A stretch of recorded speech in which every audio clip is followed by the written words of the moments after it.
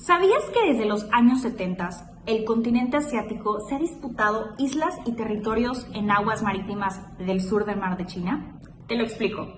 El Mar de la China Meridional, o el Mar del Sur de China, es el principal cuerpo de agua del sudeste asiático. Se conforma por 8 estados de la región, el cual van desde las islas Sumatra y Borneo, donde se ubica el estrecho de Keqima, hacia el estrecho de Taiwán y en sentido oeste hacia el estrecho de Tailandia. Los estados que limitan este mar es Brunei, Camboya, China, Indonesia, Malasia, Filipinas, Singapur, Taiwán, Tailandia y Vietnam. ¿Alguno se te hace conocido? Bueno, ¿de qué se trata este conflicto? Este conflicto, en aspectos muy generales, es una disputa territorial y marítima entre estos países por islas, arrecifes y zonas marítimas con recursos pesqueros y energéticos de gran provecho, y por estas rutas comerciales muy estratégicas para la economía de cada de estos estados. China es quien reclama la mayor parte de este mar, por lo que le llama la línea de 9 guiones o Nine Dash Line, lo que entra en conflicto con las reclamaciones y las zonas económicas exclusivas de sus vecinos.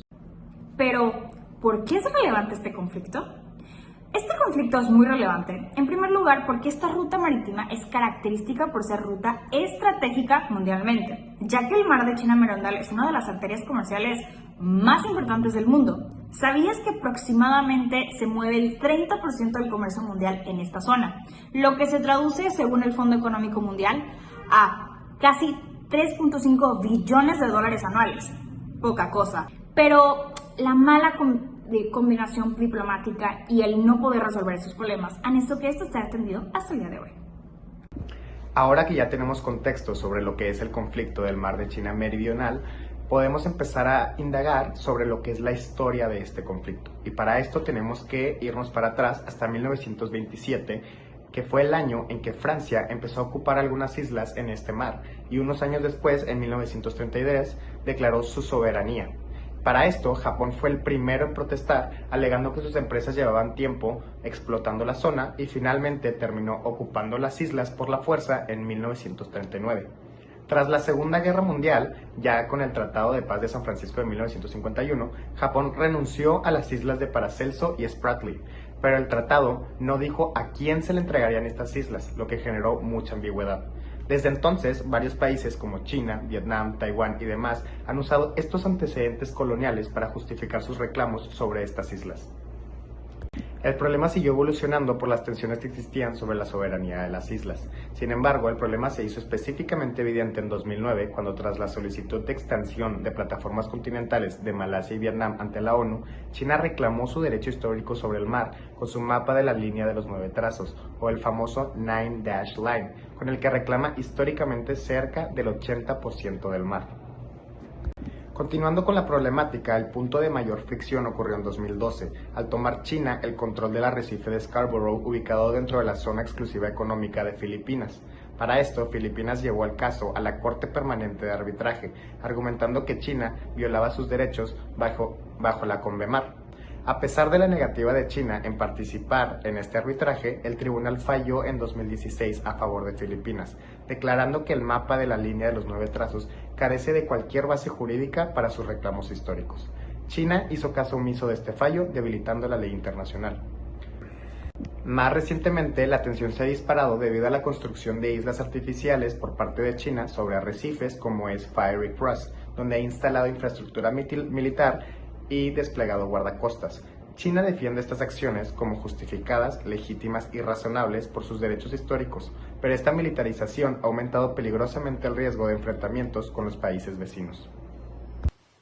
China es el actor principal quien impulsa la expansión marítima con respaldo legal y militar.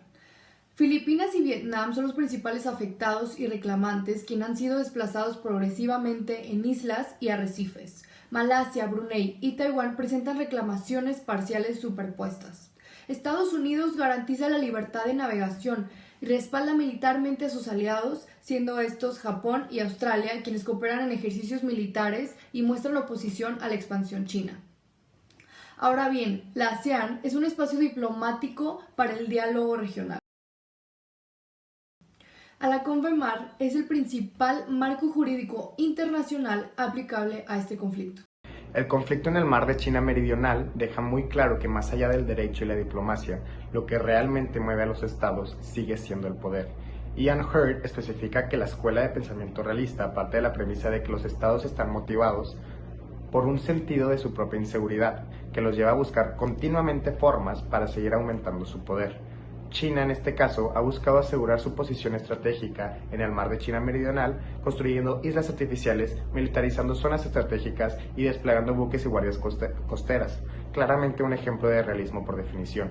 Asimismo, el papel que han jugado las organizaciones internacionales han sido un reflejo de la distribución del poder material y militar entre las grandes potencias y los demás países, ya que no han podido resolver este conflicto de una manera eficaz. Ahora bien, ¿qué están haciendo los diversos actores para tratar de resolver o enfrentar este problema?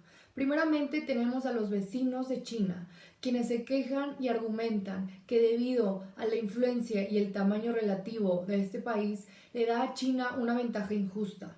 Asimismo, han argumentado que China debe negociar con la ASEAN, la Asociación de Naciones del Sudeste Asiático.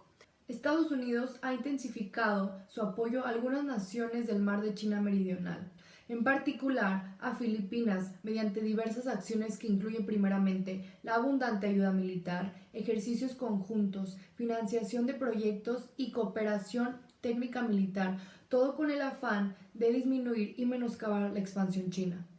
Por otro lado, la Asociación de Naciones del Sudeste Asiático busca por mantener la unidad regional, aunque está dividida internamente porque algunos miembros como Camboya o Laos tienden a alinearse con China. También ha reforzado algunos diálogos multilaterales con actores externos como Estados Unidos, Japón, Australia e India en foros como la Cumbre de Asia Oriental. Ahora hablemos de las implicaciones de los mecanismos en la gobernanza global. Cuando en 2016 China optó por desconocer totalmente el laudo vinculante de arbitraje, el cual se llevó a cabo, no solo desobedeció una sentencia, sino que hirió la credibilidad de esas instituciones como la CONVEMAR y por extensión la confianza en todo el sistema multilateral. La implicación es que los países pequeños sientan que el sistema esté roto. Entonces los obliga y fuerza a estas grandes potencias a no obedecer las reglas, tal cual como China, sin tener consecuencias reales. Los obliga a alinearse militarmente en lugar de confiar en la justicia y optar por ir a estos mecanismos disponibles para ellos. Esto, sin duda, es un ejemplo de un fracaso de la gobernanza y de la cooperación en la gobernanza global, confirmando la tendencia de que la gobernanza internacional a lo largo del tiempo ha perdido fuerza y credibilidad. Teniendo todo esto, ¿cuál es la proyección de la evolución del problema en los siguientes 5 años? El primer cuestionamiento que sale a la luz en primera instancia es este: ¿el mar del sur de China o la geopolítica futura global? Este es el cuestionamiento de la gobernanza internacional. Realmente crea un escenario de tensión contenida y riesgo mantenido alto, dada la persistencia entre la rivalidad entre China y Estados Unidos, fomentando este conflicto de tendencia al proteccionismo y no realmente a la cooperación entre grandes potencias. Por ejemplo, es altamente improbable que se logre una solución diplomática duradera o incluso hablando de un código de conducta eficaz. En lugar de resolver el problema, este conflicto se mantendrá en un estado de guerra fría marítima, donde la estabilidad residirá no en el respeto en el derecho internacional, que ya ha sido socavada anteriormente, sino en la disuasión mutua. En resumen, se espera que el péndulo internacional mantenga el conflicto hasta cierto punto estable, pero con un riesgo constante de que un mal cálculo entre los actores lo haga estallar. La solución propuesta para poner fin a este conflicto es someterse a una mediación bilateral, en donde podrán estar como observadores los otros actores del conflicto y que sea ratificado por la ASEAN. De esta manera, China podrá solucionar esta controversia con cada uno de los países de manera individual y de manera más detallada que si fuera un acuerdo multilateral.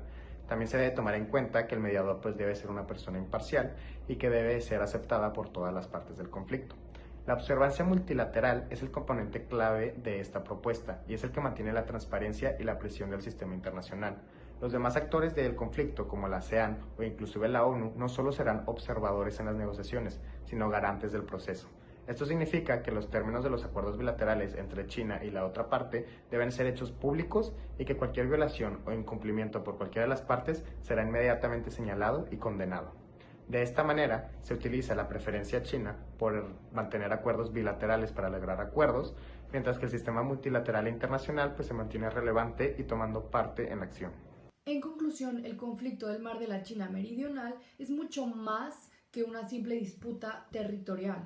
Realmente es un problema geopolítico y económico que afecta la estabilidad de una de las regiones más importantes del planeta, siendo esta la segunda ruta comercial marítima más importante del mundo. En el centro del conflicto está China, con su ambigua línea de los 9 guiones.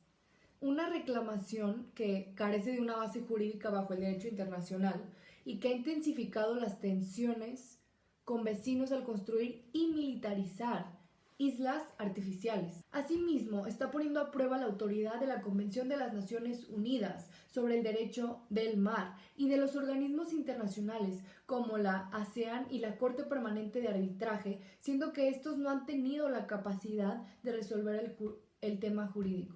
El conflicto del Mar de la China Meridional es crucial para el sistema internacional porque funciona como un epicentro de la estabilidad global.